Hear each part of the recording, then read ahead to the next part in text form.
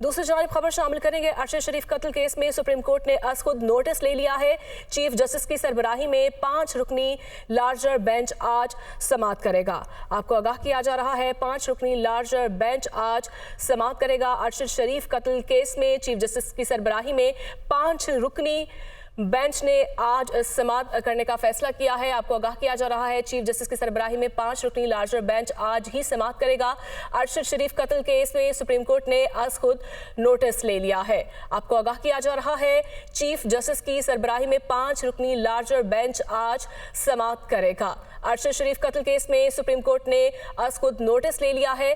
Chief justice की सरबराही में 5 रुकनी larger bench आज ही समाअत करेगा। अरशद शरीफ कत्ल केस के बारे में आपको आगाह किया जा रहा है। सुप्रीम कोर्ट ने आज खुद नोटिस ले लिया है, तो आज ही समाअत करने का फैसला किया गया है। चीफ जस्टिस की सरबराही में 5 रुकनी लार्जर बेंच आज ही समाअत करेगा।